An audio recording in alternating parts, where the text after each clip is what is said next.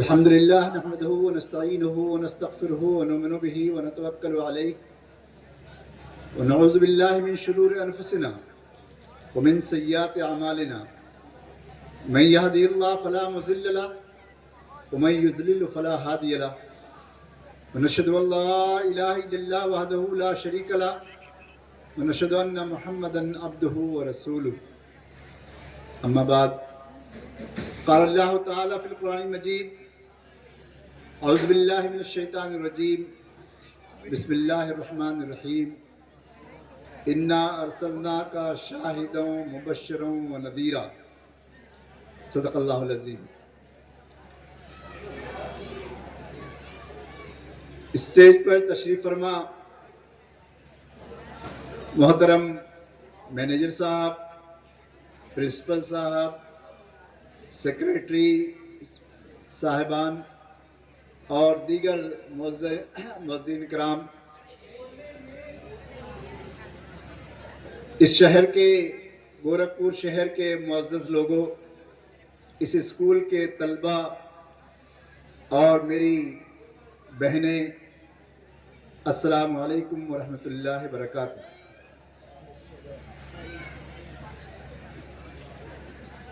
گورکھپور کے اس کالج میں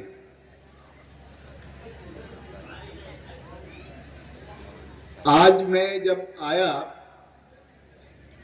تو مجھے یاد آیا کہ میں پہلے بھی آ چکا ہوں،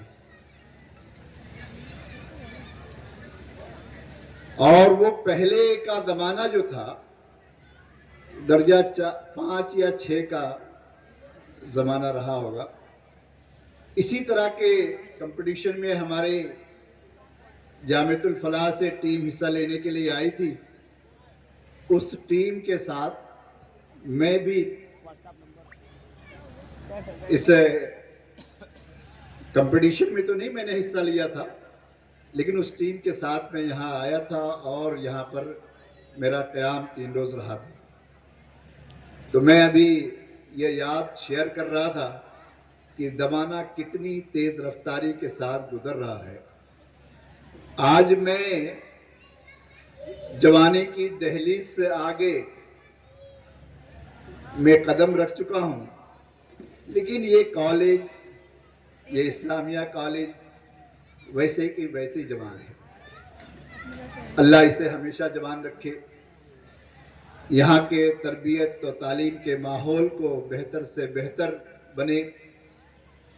یہاں کے اساتذہ کی محنتیں رنگ لائیں، انہیں اس دنیا میں بھی اللہ نوازے اور آخرت میں بھی انہیں بہترین اجر سے نوازے.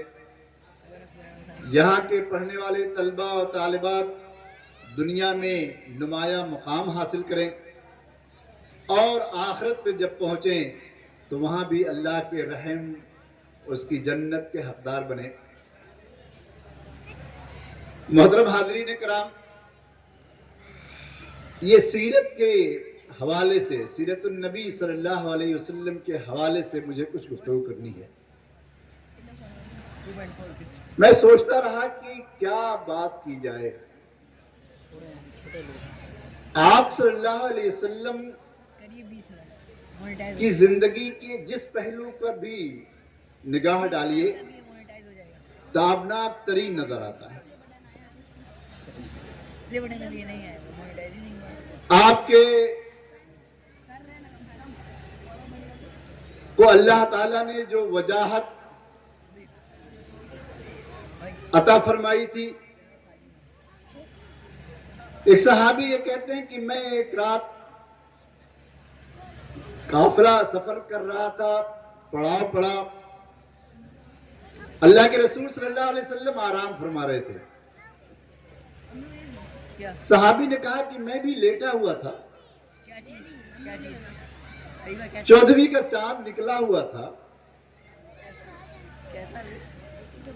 میں کبھی 14ویں کے چاند کو دیکھتا اور کبھی چہرے انور پہ نظر ڈالتا اور موازنہ کرنے کی کوشش کرتا کہ کون زیادہ خوبصورت ہے. صحابی کہتے ہیں کہ میں نے بار بار یہ کیا اور بالآخر میرے دل نے گواہی دی کہ اللہ کے رسول صلی اللہ علیہ وسلم کا چہرہ انور چاند سے خوبصورت ہے. آپ صلی اللہ علیہ وسلم کو اللہ نے جو جن حالات میں آپ کی تربیت کی، پرورش کی، آپ ان حالات کا ذرا اندازہ کیجئے کہ خود رب العالمین، احکم الحاکمین، اس کائنات کا خالق، اس کائنات کا مالک، اس کائنات کو رچنے والا، بنانے والا، چلانے والا، وہ خود اللہ کے رسول صلی اللہ علیہ وسلم کی تربیت فرما رہا ہے. آپ دیکھیے، ذرا غور کیجئے، سیرت کے یہ اسباق سب لوگ پڑھتے ہیں کہ آپ کی پیدائش سے پہلے آپ کے والد کا سایہ سر سے اٹھ گیا. آپ کے دادا نے ذمہ داری لی، کچھ دن کے بعد دادا کا سایہ بھی اٹھ گیا. آپ کے چچا ابو طالب نے ذمہ داری لی. کچھ سالوں میں ماں کا سایہ بھی چلا گیا. آپ جو ہے ماں کی محبت سے بھی محروم ہو گئے. لیکن ان تمام جو دنیا میں ہماری پرورش کے جو سامان ہیں، ہماری ماں نے، ہمارے باپ نے، ہمارے خاندان کے لوگوں نے ہماری پرورش کی، اللہ کے رسول صلی اللہ علیہ وسلم کی ایسا لگتا ہے جیسے براہ راست اللہ تعالیٰ پرورش فرما رہا ہو، آپ کی تربیت فرما رہا ہو. اور جس طرح کا وہ 40 سالہ نوجوان، نبوت سے پہلے کا نوجوان، ابھی آپ کو نبوت عطا نہیں ہوئی ہے، محمد بن عبداللہ ہیں،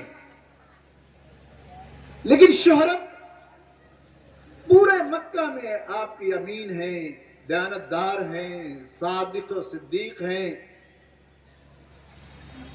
یہ شہرت ایک نوجوان کی، جس کے تو کھیلنے تماشے کے دن ہیں، گھوڑ سواری میں دن گزارنے کے دن ہیں. کوئی سنجیدہ زندگی کا تصور کم ہی ہوتا ہے، وہ بھی جس کے سر پر ماں باپ کا سایہ نہ ہو. لیکن ہم جب تاریخ پڑھتے ہیں تو ہمیں نظر آتا ہے کہ آپ سے بہتر نوجوان،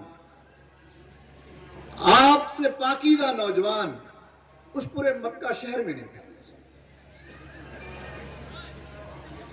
اور یہ آپ کا کیریکٹر گواہی دیتا ہے، آپ کا کردار گواہی دیتا ہے.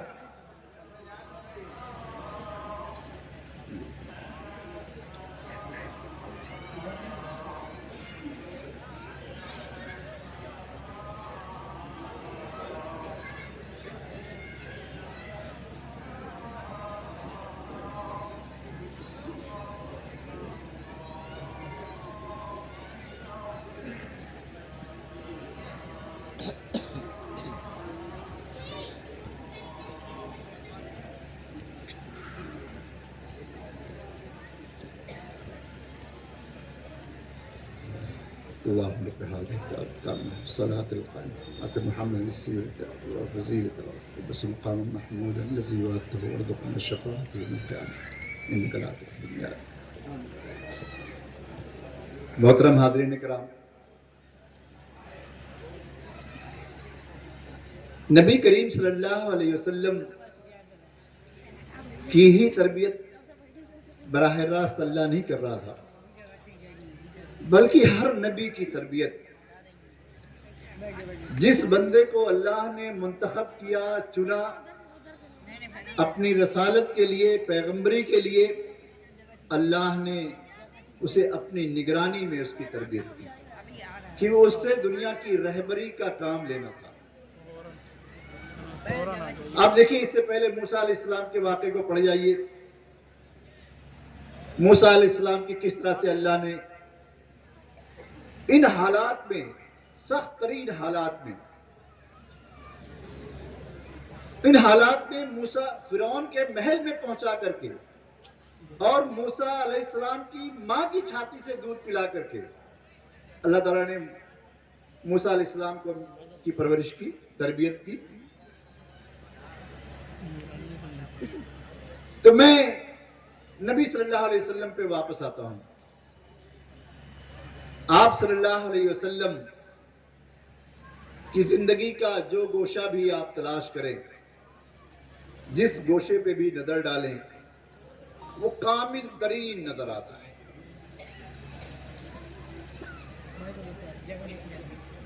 آپ پر اللہ نے جو کتاب نازل کی وہ کامل کتاب.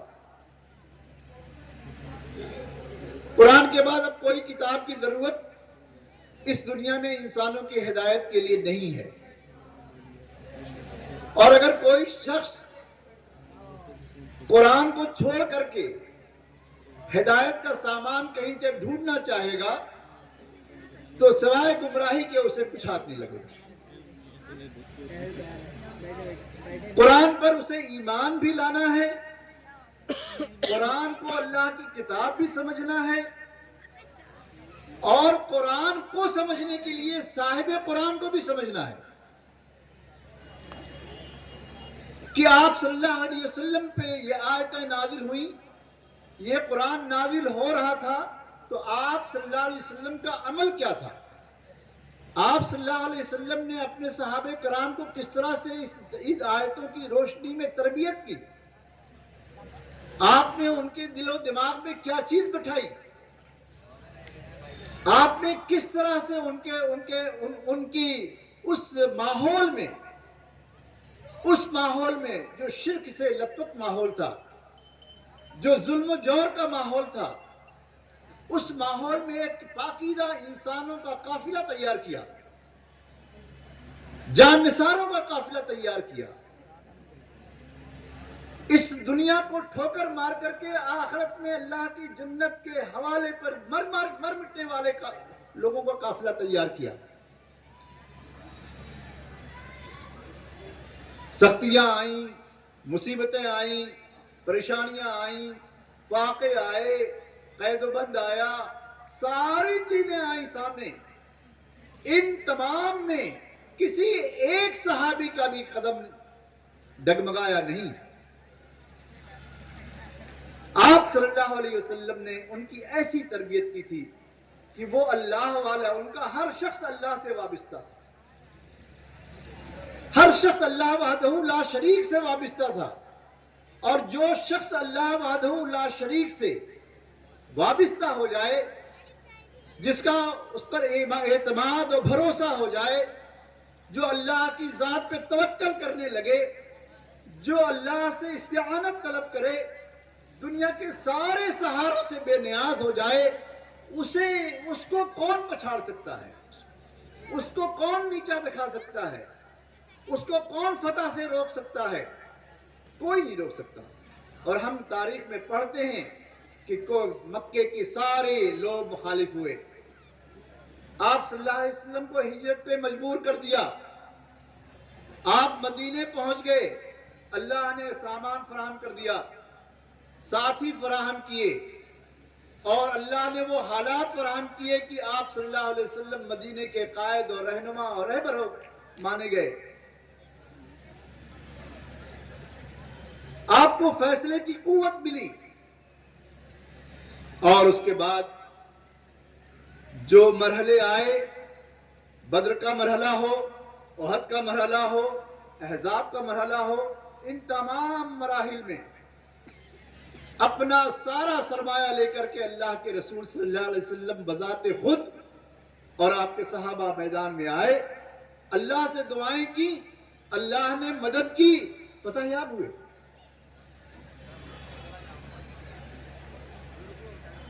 وہ مکہ جہاں سے کہ 8 سال پہلے ہجرت کرنے پر مجبور کر دیا گیا تھا کہ اب یہ مکے میں اب لوگ جو ہے رہنے نہیں دیں گے، قتل کی سازشیں ہو گئیں، قاتل تلواریں لے کے کھڑے ہو گئے، لیکن اللہ تعالیٰ نے آپ کو بحفاظت مکے سے باہر نکلنے کا سامان فراہم کر دیا.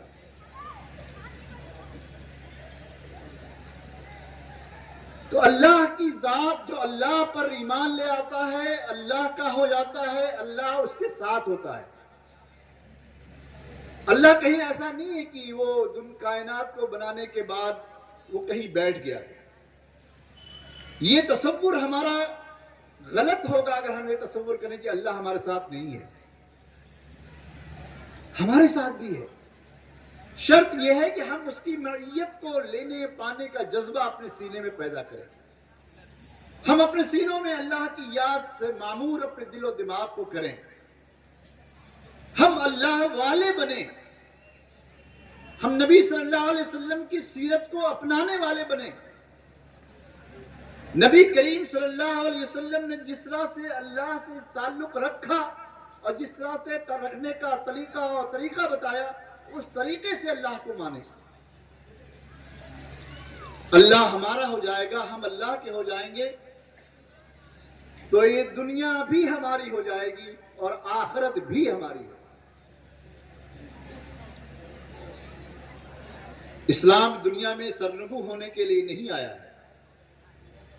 یہ ہمارا کیریکٹر ہے، یہ امت مسلمہ کا کیریکٹر ہے جو اسے سرنگو کیے ہوئے ہے. یہ ہمارا ایمان ہے جو اسلام کو سربلند نہیں ہونے دیتا. ہم دنیا کی ساری چیزوں سے وابستگی رکھتے ہیں، نہیں رکھتے تو اللہ اور اس کے رسول سے.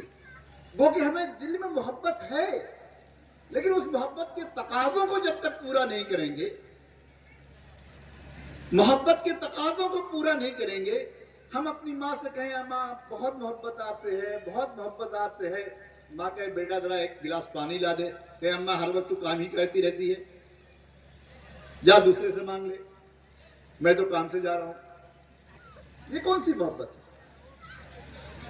یہ تو ماں کے حکم کو ٹھکرا دینا ہے. اطاعت نہیں تو محبت نہیں. محبت ہے تو اطاعت ہونی چاہیے، اور محبت جتنی شدید ہوگی اتنی ہی زیادہ اطاعت کا جذبہ ہوگا. اسی محبت کے ذریعے سے ایثار، قربانی، شہادت کا جذبہ یہ تمام ایمان والوں میں پیدا ہوتا ہے. اور اسی ایمان کے ذریعے سے صحابہ کرام میں تمام جذبات پیدا ہوئے تھے. تو نبی کریم صلی اللہ علیہ وسلم کی سیرت کا مطالعہ کرتے وقت ہمیں اس بات کا احساس ہونا چاہیے، اس بات کو یاد رکھنا چاہیے کہ آپ صلی اللہ علیہ وسلم قرآن، کتاب الہی کی روشنی میں اپنے سفر کو طے کر رہے تھے. آپ اللہ کے ایک ایک فرمان پر لوگوں کو سنانے سے پہلے خود اس پر عامل ہوتے، اس پر عمل کرتے، پھر لوگوں سے مطالبہ کرتے کہ اے ایمان والو دیکھو اللہ کا حکم یہ آیا ہے. اسی لیے کامل نمونہ اللہ رسول صلی اللہ علیہ وسلم نے فرمایا کہ مجھے مکارم اخلاق کی اتمام کے لیے بھیجا گیا ہے. اللہ تعالیٰ نے خود گواہی دی کہ انک لعلی خلق عظیم، آپ تو خلق عظیم بلند ترین مقام پر آپ ہیں. آج ہم نبی صلی اللہ علیہ وسلم کا نام آئے تو درود پڑھ لیتے ہیں اور سمجھتے ہیں کہ کافی ہے. درود تو ایک کم سے کم حق ہے. نبی کا نام آئے تو صلی اللہ علیہ وسلم کہنا یہ کم سے کم درجہ ہے، کم سے کم درجہ ہے. یہ زیادہ سے زیادہ درجہ یہ ہے کہ رسول کے مطالبے پر اپنا مال، اپنی جان، اپنی صلاحیتیں، اپنی قوتیں اللہ کے دین کے لیے لگائی جائیں. دیندار بنا جائے، دنیا میں اسلام کو مبلغ بنا جائے. ہمارے کیریکٹر، ہمارے اخلاق، ہمارے کردار نبی صلی اللہ علیہ وسلم سے روشنی حاصل کر کے اس کو ہم بنائیں، سجائیں اور پھر دنیا کے سامنے پیش کریں گے. دیکھو اسلام کا نظام یہ ہے. اسلام انصاف اس طرح سے قائم کرتا ہے، انصاف برائیاں اس طرح سے اسلام ختم کرتا ہے، لوگوں کے حقوق اللہ تعالیٰ نے اس طرح سے رکھے ہیں کہ کسی پر کسی طرح کا کوئی ظلم نہیں ہو سکتا، نہ امیر غریب پہ کر سکتا ہے، کسی طرح کی کوئی عصبیت سماج میں نہیں پائی جا سکتی، ہر طرح کی عصبیت سے پاک سماج بنانا ہے تو وہ اسلام کے پاس وہ اصول ہیں، نبی کریم صلی اللہ علیہ وسلم کی لائی ہوئی ہدایات ہیں، اللہ کی کتاب ہے، اس سے وابستگی ضروری ہوگی، ورنہ ہم جو ہے کتنے بھی کام کر لیں، اگر ہم اللہ کے رسول سے وابستہ نہیں ہوں گے، آپ سے ہمارا والہانہ تعلق نہیں ہوگا، ہم اپنے نفس کو اللہ کے حوالے نہیں کریں گے، ہم اپنے نفس پر قابو نہیں پائیں گے، ہم اپنی خواہشات کو اللہ کی مرضیات کے مقابلے میں قربان نہیں کریں گے تو ہمیں اللہ کا ساتھ نہیں ملے گا۔ اللہ کا ساتھ چاہیے، اللہ کی محبت چاہیے، تو اللہ نے جو فرمایا ہے وہ اختیار کرنا پڑے گا۔ اللہ ارشاد فرماتے ہیں قُلْ إِن كُنتُمْ تُحِبُّونَ اللَّهَ فَاتَّبِعُونِي يُحْبِبْكُمُ اللَّهُ وَيَغْفِرْ لَكُمْ ذُنُوبَكُمْ۔ اے نبی صلی اللہ علیہ وسلم کہہ دو اہل ایمان سے، اگر تم چاہتے ہو کہ اللہ تم سے محبت کرے، ہم چاہتے ہیں نا کہ اللہ ہم سے محبت کرے، ہمارا ایمان تقاضا کرتا ہے نا کہ وہ طاقتور اللہ جو ہے، احکم الحاکمین اللہ جو ہے، اس کائنات کا خالق جو اللہ ہے، جس کے برابر کوئی نہیں ہے، ساری قوتوں کا منبع اللہ ہے، وہ اللہ مجھ سے محبت کرے۔ تو اللہ رب العالمین راستہ بتاتے ہیں قُلْ إِن كُنتُمْ تُحِبُّونَ اللَّهَ، ان سے کہو کہ تم چاہتے ہو کہ اللہ تم سے محبت کرے تو کیا کرنا ہوگا؟ یہ ہماری خواہش ہے، یہ ہماری تمنا ہے، ہماری چاہت ہے کہ اللہ ہم سے محبت کرے۔ اللہ ہم سے محبت کرے گا تبھی اپنی رضا سے نوازے گا نا، تبھی اپنی نصرت سے نوازے گا، تبھی اپنی جنت سے نوازے گا، تبھی جہنم کے عذاب سے ہم کو بچائے گا، تبھی ہمیں دنیا میں کامیابی عطا کرے گا۔ تو طریقہ کیا بتایا کہ اگر اللہ سے محبت کرنی ہے تو فَاتَّبِعُونِی، میری اتباع کرو، یعنی نبی کریم صلی اللہ علیہ وسلم کی اتباع کرو، آپ صلی اللہ علیہ وسلم کی مکمل اطاعت کرو، ان کاموں میں بھی جو تمہیں پسند ہیں اور ان کاموں میں بھی جو تمہیں نہیں پسند ہے۔ تمہارا نفس کہتا ہے کہ بڑا مشکل کام ہے، نہیں، اگر اللہ کا حکم ہے تو اسے کرنا ہے، چاہے میرے نفس کو وہ پسند ہو یا نہ ہو۔ اللہ کے رسول صلی اللہ علیہ وسلم نے جس طرح سے کیا ہے اس طرح سے کرنا ہے۔ آپ نے دین میں جن چیزوں کا جو مقام رکھا ہے اس مقام پر اس کو رکھنا ہے۔ نمازیں فرض کی ہیں تو نمازیں پڑھنی ہیں، چاہے دل کہے یا نہ کہے، طبیعت آمادہ ہو یا نہ ہو، آمادہ کرنا ہے۔ زکوٰۃ فرض کی ہے تو مالداروں کو زکوٰۃ دینی ہے، 2.5% زکوٰۃ وہ سال میں نکالے اپنے مال میں، چاہے وہ 1 ارب نکلے چاہے کئی خرب نکلے، کروڑوں نکلے، لاکھوں نکلے، ہزاروں میں نکلے، جو بھی اللہ نے دیا ہے اسی میں سے تو 2.5% مانگ رہا ہے، تو ہمیں ادا کرنی ہے۔ اللہ نے مال دیا ہے تو ہمیں حج کرنے جانا ہے۔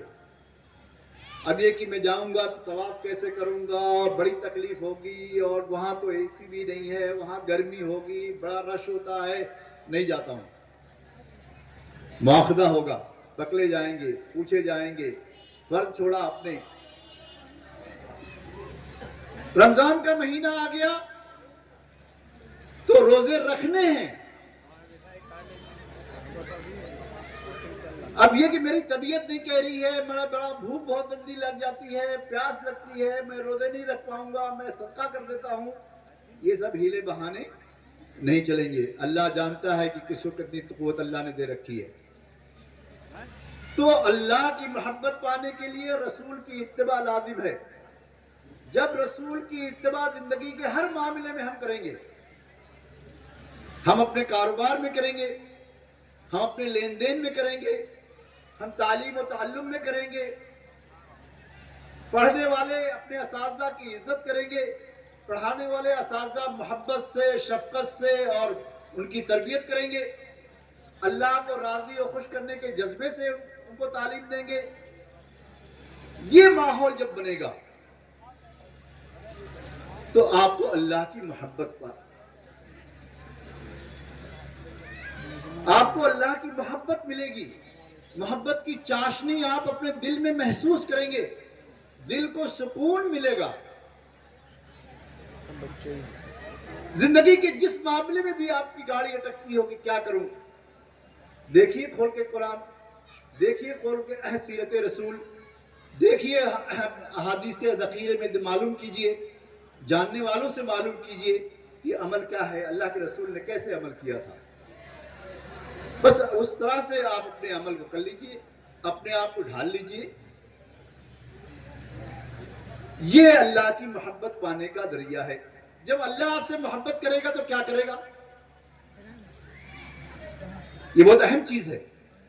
بھئی اللہ مجھ سے محبت کرتا ہے, میں اللہ کی محبت چاہتا ہوں, چاہتی ہوں, تو اللہ, میں نے رسول کی اتباع کی, اطاعت کی زندگی گزار رہی ہوں, تو اللہ کیا کرے گا میرے ساتھ. اللہ نے وہ بھی فرمایا ہے, یغفر لکم ذنوبکم, اللہ تمہارے تمام گناہوں کو معاف فرما دے گا. جانے انجانے میں تم سے جو غلطیاں, جو خطائیں, جو چیزیں ہو گئی ہیں, ہو جاتی ہیں, احساس نہیں ہوتا ہے, اللہ کی نافرمانیاں ہو جاتی ہیں, احساس نہیں ہوتا ہے, ان تمام کو اللہ معاف فرما دے گا.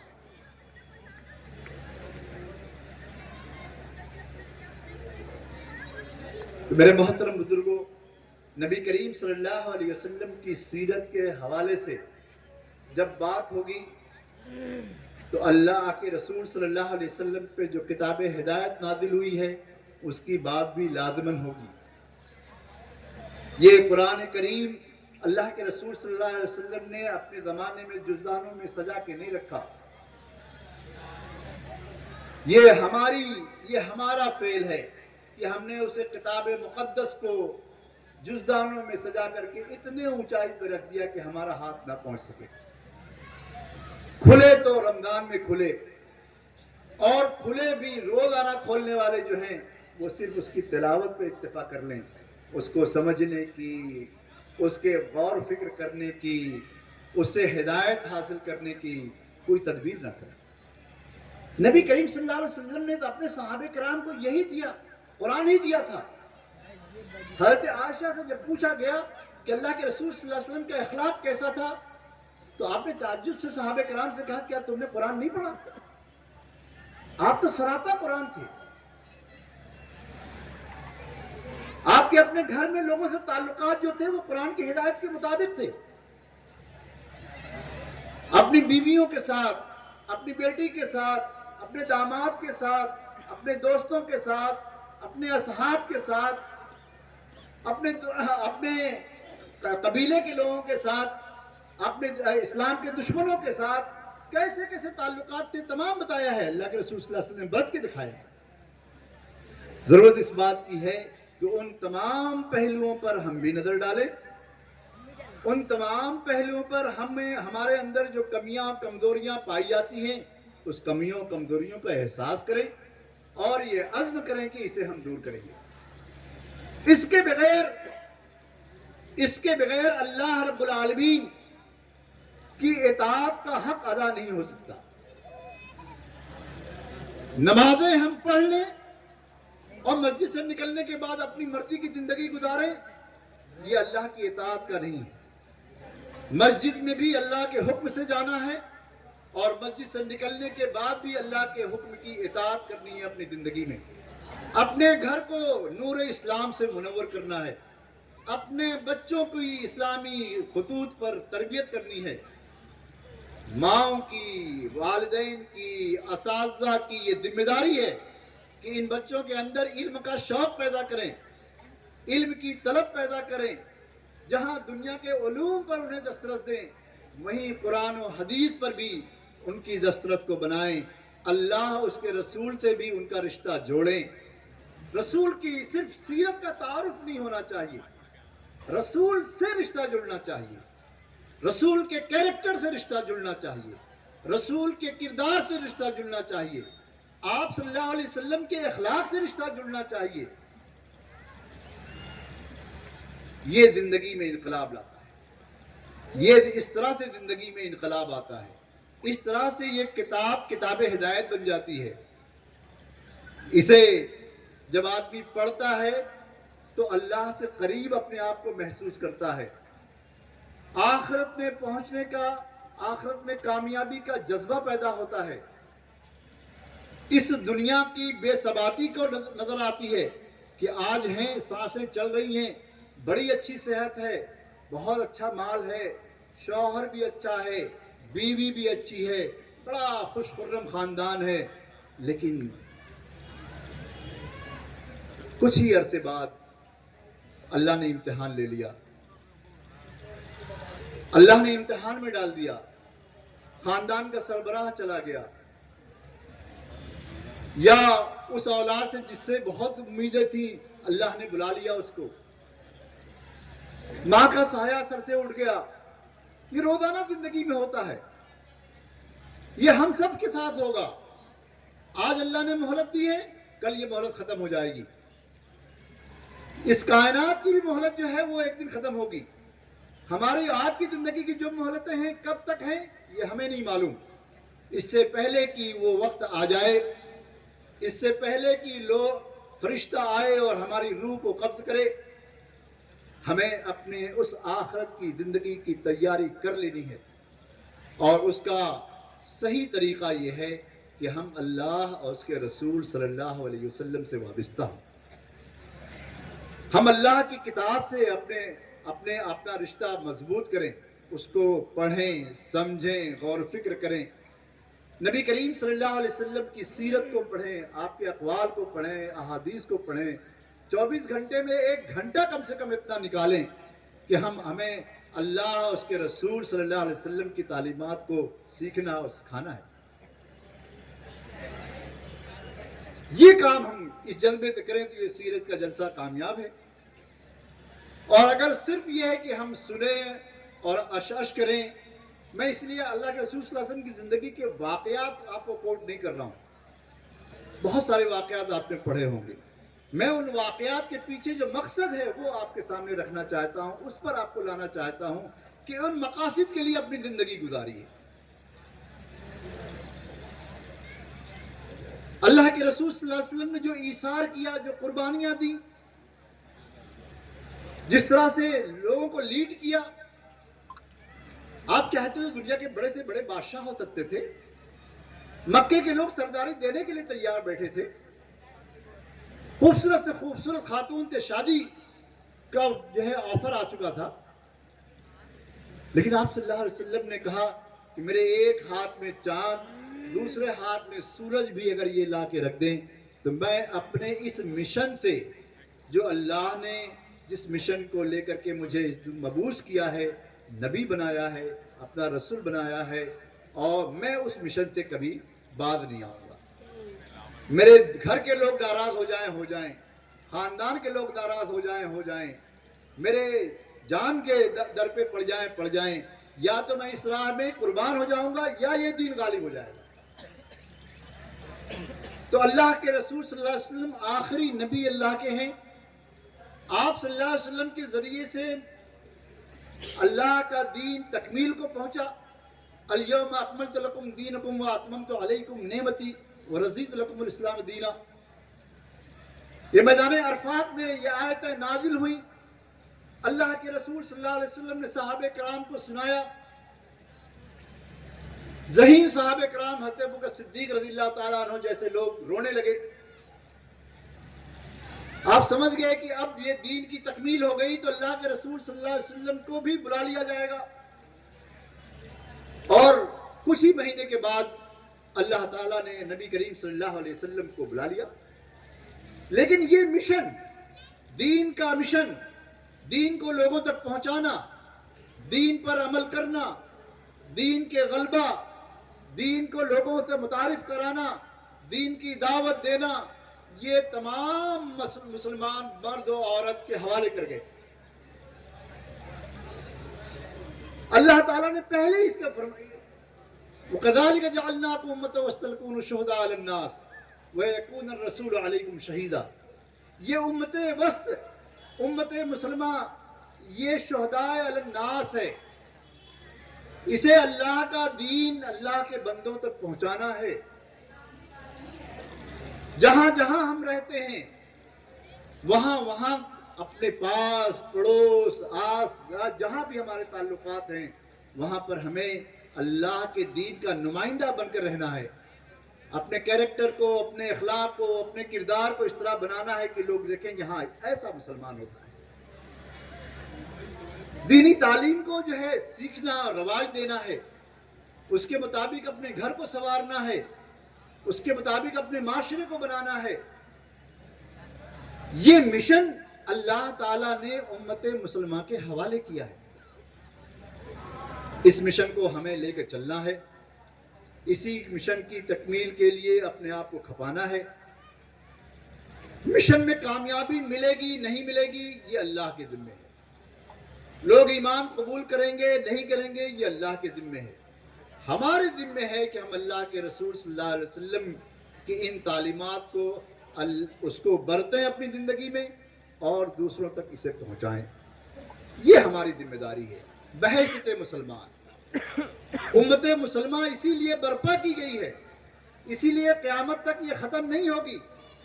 لیکن جب اس مشن سے ہٹ جائے گی، اپنے منصب سے ہٹ جائے گی تو زوال آئے گا، پسماندگی آئے گی. لوگ جابر و ظالم ہم پر جو ہے وہ سوار کر دیے جائیں گے. ہم ہائے ہائے کریں گے لیکن ان سے بچنے کا کوئی راستہ نہیں ہوگا.